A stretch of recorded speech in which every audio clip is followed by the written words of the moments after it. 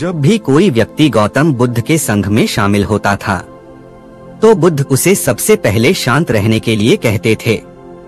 ध्यान की अवस्था में जाने से पहले उस भिक्षु को शांत रहना सिखाया जाता था। आज के दौर में हर तरफ शोर ही शोर है। इसकी वजह से दिमाग में तनाव पैदा होना लाजमी है। ऐसे में अगर आप हर रोज कुछ देर मौन रहने का अभ्यास करते हैं तो इससे आपके तनाव पैदा होने वाले हार्मोन के लेवल में कमी आती है। इससे आपका दिमाग शांत होता है, गुस्सा नियंत्रित रहता है और तनाव बढ़ाने वाले हार्मोन्स का लेवल घटता है। आज के इस वीडियो में हम जानेंगे कि किन मौकों पर हमें शांत रहना है और किन मौकों पर हमें बोलना है और शांत रहने से हमारे अंदर क्या बदलाव आ सकता है। तो चलिए शुरू करते हैं। संध्या काल का समय था। गुरु अपने सभी शिष्यों को बुलाते हैं और कहते हैं, कल सुबह सब लोग नदी में स्नान करने के बाद तुरंत हमारी कुटिया के सामने उपस्थित हो जाना। सभी इससे हैरान रह जाते हैं कि हम लोगों ने कुछ गलती की है क्या, लेकिन फिर सोचते हैं कि हो सकता है कि गुरुजी कल सुबह कुछ अच्छी बात बताने वाले हों। सब लोग रात को सही समय पर सो जाते हैं और सुबह उठकर सभी लोग नदी में स्नान करने के बाद वापस गुरुजी के सामने उपस्थित हो जाते हैं। गुरुजी कहते हैं कि आज मैं आप सबको चुप रहने के फायदे के बारे में बताऊंगा। 10 ऐसे मौके हैं जहां पर चुप रहने से लाभ होता है और बोलने से नुकसान। गुरुजी कहते हैं, अगर आप इन 10 मौकों पर शांत रहना सीख गए तो आप जो चाहेंगे वही मिल जाएगा। आपकी जिंदगी में चमत्कारिक बदलाव शुरू हो जाएंगे। जरूरत से ज्यादा बोलना या चुप रहना दोनों ही अच्छी बात नहीं है। जैसे जरूरत से ज्यादा बारिश या फिर धूप दोनों ही दिक्कत देती है, उसी तरह अनावश्यक बोलने से भी काफी नुकसान होता है। गुरु कहते हैं कि पहला ऐसा मौका जहां पर व्यक्ति को चुप रहना चाहिए वो है बिना तथ्य के ना बोले। गुरुजी कहते हैं कि अगर आपके पास कोई तथ्य नहीं है तो वहां चुप रहने में ही भलाई है। चुप बैठने से दिमाग में नई कोशिकाओं का निर्माण होता है और इससे ज्ञान की वृद्धि होती है। बोलने में भलाई वही है जहां आपको किसी चीज के बारे में पूरा ज्ञान हो। अगर आप बिना तथ्य के कहीं बोलते हैं या फिर बेवजह बोलते हैं, अगर आपके पास पर्याप्त जानकारी नहीं है तो ऐसी जगह पर बोलने से आपका वहां मजाक भी बन सकता है। साथ ही साथ लोगों का भरोसा भी आपसे उठने लगेगा। इसलिए ऐसी जगह पर शांत रहो जहां तुम्हें पता ना हो कि क्या बोलना है क्या नहीं। कई बार कुछ लोग ऐसे होते हैं जो हर जगह अपनी उपस्थिति बताने लगते हैं। उन्हें पता नहीं होता है कि हमें क्या बोलना है, लेकिन फिर भी बोलते जाते हैं और फिर बाद में दूसरे लोग उनके जाने के बाद उनका मजाक उड़ाते हैं। जब तक आपको उस तथ्य के बारे में अच्छा ज्ञान नहीं है, उसके बारे में पता नहीं है, तो वहां चुप रहना ही ज्यादा समझदारी है। गुरु ने कहा, दूसरा ऐसा मौका जहां पर व्यक्ति को चुप रहना चाहिए वो है शब्दों से किसी को ठेस ना पहुंचे। अगर आपके शब्द किसी को मानसिक ठेस पहुंचा रहे हैं तो वहां चुप हो जाना चाहिए। कमजोर व्यक्ति के बारे में कुछ भी बोलकर आप महान नहीं बन सकते। महान आप किसी कमजोर का साथ देने में बनेंगे। कई बार होता है कुछ लोग अपने से छोटे व्यक्ति को भला बुरा कहते रहते हैं। सामने वाला इंसान तो कद से आपसे छोटा है, वो आपको कुछ नहीं बोलेगा, लेकिन आप उसकी नजरों में गिरते चले जाएंगे। हो सकता है कि कल वह आपसे भी बड़े पद पर चला जाए और जब वह आपसे बड़ा हो जाएगा तो आज जो रवैया आपका उसके साथ है, आने वाले समय में वह भी आपके साथ वही करेगा। आप किसी को नीचा दिखाकर बड़ा नहीं बन सकते हैं। बड़ा बनना है तो अपने से छोटे लोगों की इज्जत करना सीखें और साथ ही साथ बड़े लोगों का भी सम्मान करना सीखें। लोगों को लगता है कि अगर वह अकड़ कर बोलेंगे और सामने वाले को नीचा गिराने की कोशिश करेंगे तो वह बड़े बन जाएंगे, तो यह उनकी भूल है। बड़े होने की बजाय आप उनकी नजरों में गिरते चले जाएंगे। गुरु ने आगे कहा, इसलिए शिष्यों तुम सब जब भी बोलना आदर भाव से बोलना, ताकि तुम्हारी बात लोगों को अच्छी लगे। बोलने में भाई, बहन, माता, पिता, मित्र इत्यादि संबोधन शब्दों का इस्तेमाल जरूर करना। इससे तुम्हारी मान प्रतिष्ठा तो बढ़ेगी ही, साथ ही साथ लोगों की नजरों में तुम समझदार व्यक्ति बनते जाओगे। गुरु ने आगे कहा, तीसरा मौका जहां पर व्यक्ति की चुप रहने में ही भलाई है। क्रोध या घृणा करने वाले लोग, जब कोई अपना या सगा संबंधी आप पर क्रोध कर रहा हो, आपका अपमान कर रहा हो, तो आपको उस वक्त चुप रहना चाहिए, ताकि सामने वाले का गुब्बारा पूरी तरह से फट जाए। आप यदि सही है तो चुप रहकर सही समय का इंतजार करें। वह खुद आपसे माफी मांगने आएगा जब उसे अपनी गलती का एहसास होगा। गुरु कहते हैं कि अगर कोई आप पर क्रोध कर रहा हो और आप उस समय शांत है, तो यह आदर सम्मान देने की निशानी होती है। इससे ना कोई छोटा होता है और ना ही बड़ा। अगर आपको क्रोध आ रहा है तो आप या तो वहां से चले जाएं या फिर चुप रहे। क्रोध करने से आपके रिश्ते खराब हो सकते हैं। क्रोध करने से हमेशा क्रोध करने वाले व्यक्ति का ही बुरा होता है। गुरु कहते हैं कि एक बार की बात है, एक सांप जंगल से भागते हुए किसी राजा के घर में पहुंच गया।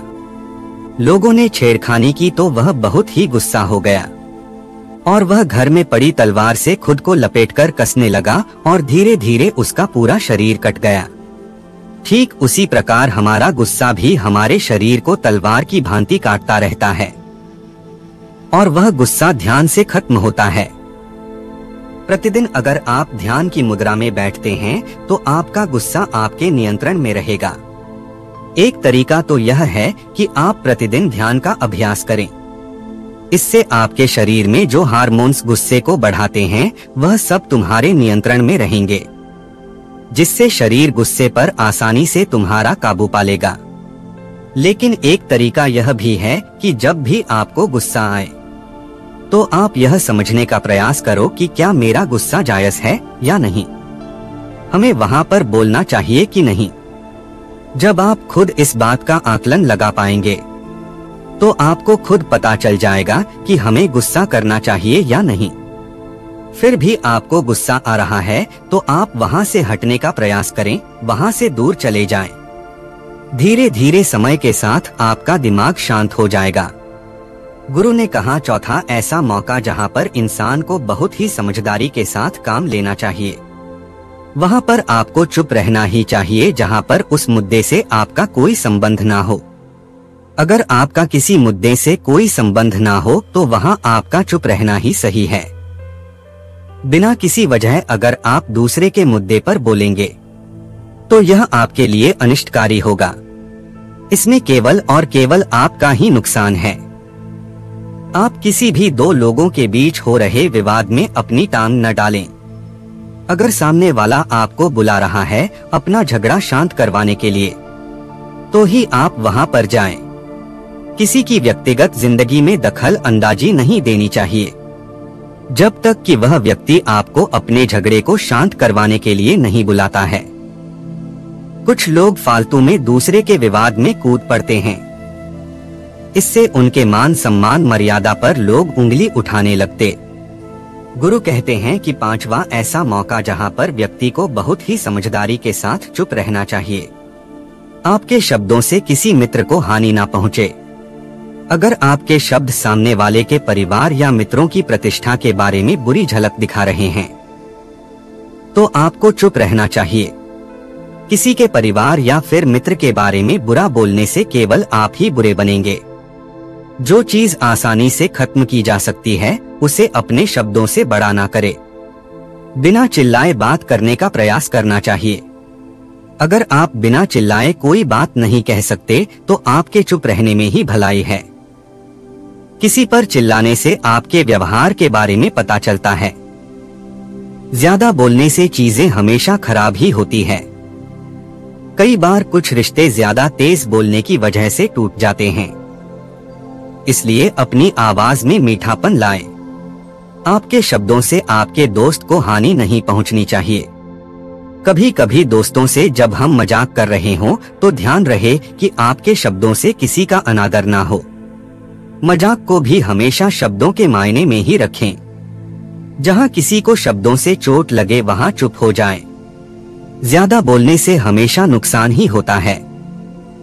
यदि आपके शब्दों से किसी और की प्रतिष्ठा को ठेस पहुंच रही है तो वहां आपको चुप हो जाना चाहिए। जब कोई व्यक्ति आपके सामने नहीं है तो आप उस व्यक्ति के बारे में बुरे शब्द किसी तीसरे व्यक्ति के सामने ना बोले। गुरु कहते हैं, छठा मौका जहां पर व्यक्ति को चुप रहना चाहिए। जब कोई किसी की बुराई आई कर रहा हो, जब कोई आदमी आपके सामने किसी तीसरे आदमी की बुराई कर रहा हो, तब तुम्हें चुप रहकर बस सुनना चाहिए। अपनी राय व्यक्त नहीं करना चाहिए, क्योंकि जो आज आपके सामने किसी तीसरे की बुराई कर रहा है वह कल किसी और के सामने आपकी बुराई भी कर सकता है। नीति शास्त्र के अनुसार जो अपने मुंह को बंद रखता है और बुद्धि से काम करता है वही इंसान समझदार होता है। बिना जरूरत के बोलना, किसी के बारे में किसी के बीच में बोलना, यह गलत बात है। कभी कभी हमारे लिए बुद्धिमानी इसी में होती है कि हमें अपना मुंह ऐसी जगह पर नहीं खोलना चाहिए। गुरु आगे कहते हैं कि 10 मौकों में 7वां ऐसा मौका जहां पर व्यक्ति को चुप रहना चाहिए। जब कोई आपकी भावना नहीं समझे। यदि आपको लग रहा है कि कोई व्यक्ति आपकी भावना, दुख या परेशानी को शब्दों से नहीं समझ रहा है या समझने का प्रयास ही नहीं कर रहा है, या वह आपको ध्यान से सुन ही नहीं पा रहा है, तो ऐसे व्यक्ति के सामने आप चुप ही रहें, क्योंकि ऐसे लोगों को आपकी भावना या दुख से कोई मतलब नहीं होता। ऐसे लोगों को अपना राज बताकर आप बाद में पछताएंगे ही। इसलिए हर किसी को अपने मन की बात नहीं बतानी चाहिए। अगर आपको लग रहा है कि सामने वाला आपकी बात को नहीं समझ पा रहा है, आपकी भावनाओं को नहीं समझ पा रहा है, तो वहां पर आपको नहीं बोलना चाहिए। जब आपको लगने लगे कि सामने वाला आपकी भावनाओं को ठीक तरीके से समझ रहा है, आप जो कह रहे हैं वह ठीक से सुन रहा है, तभी आप उसे अपनी बात कहें। गुरु कहते हैं कि 8वां मौका जहां पर आपको चुप रहना चाहिए, जब कोई इंसान अपना दुख व्यक्त करे। यदि कोई इंसान अपने दुख या परेशानी को आपको बता रहा है तो इसका मतलब यह है कि वह आपको अपना समझ रहा है। ऐसे में तुरंत ही उसे समाधान बताने के बजाय चुप रहकर उसके दुख या समस्या को सुने। उसके दुख या समस्या को किसी और को ना बताएं। वह इसलिए नहीं बता रहा है कि आप उसकी समस्याओं का समाधान कर देंगे, बल्कि वह इसलिए बता रहा है कि सामने वाला उसकी बात को समझ रहा है। कई बार बताने से दुख कम हो जाते हैं। आपको अपना दुख इसलिए बता रहा होगा कि उसे लग रहा है कि आप उसकी बात को समझ रहे हैं। दुख बांटने से कम हो जाता है। इसलिए जब कोई व्यक्ति अपना दुख आपसे व्यक्त करे तो आप चुप रहकर उसकी बात को बहुत ही ध्यान से सुनें, ताकि उसका दुख कम हो जाए, उसके मन का बोझ हल्का हो जाए। गुरुजी आगे कहते हैं कि 9वीं ऐसी जगह जहां पर आपको चुप रहना चाहिए, जहां पर दुष्ट प्रकृति के लोग रह रहे हो और गाली गलौज कर रहे हो, तो आप वहां पर मत जाइए। ऐसी जगहों से आप चुपचाप निकल जाएं, अर्थात अपनी प्रतिक्रिया दिए बिना आप वहां से चले जाएं। क्योंकि जिसकी जुबान खराब होती है, जो दुष्ट प्रकृति के लोग होते हैं, उनको आप ऐसे समय में नहीं समझा सकते। जब उनका दिमाग पूरी तरह से शांत हो जाए तभी वह आपकी बात सुनेंगे। इसलिए जहां पर दुष्ट प्रकृति के लोग आपकी बात को ना मानते हो और ना ही सुनते हो, तो आपको वहां पर नहीं बोलना चाहिए। गुरु कहते हैं कि 10वां ऐसा मौका जहां पर आपको शांत हो जाना चाहिए। अपनी सफलता का राज हर किसी को ना बताएं। कई बार होता है कि कुछ लोग जो सफलता को बहुत ही जल्दी अर्जित कर लेते हैं, वे हर जगह अपनी सफलता का ढिंढोरा पीटने लगते हैं।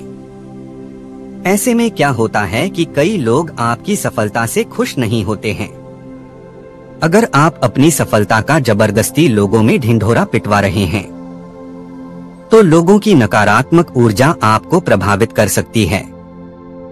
जब आप सफल होंगे तो सबको पता चल जाएगा कि आप सफल हो गए हैं। ढिंढोरा पीटने से नुकसान आपका ही होगा। इतना कहकर गुरु ने कहा, शिष्यों, आज के लिए बस इतना ही। अगर तुम सब मेरी इन 10 बातों को अपने जीवन में अपना लेते हो तो तुम सब काफी हद तक परेशानियों से बचे रहोगे। यहाँ से जाने के बाद मेरी यह बातें आपके जीवन में किसी वरदान से कम साबित नहीं होंगी। दोस्तों, मुझे उम्मीद है इस वीडियो से आपको बहुत कुछ सीखने को मिला होगा। अगर आप नए हो तो वीडियो को लाइक और शेयर करें। हमसे जुड़ने के लिए इस चैनल को सब्सक्राइब करें। धन्यवाद।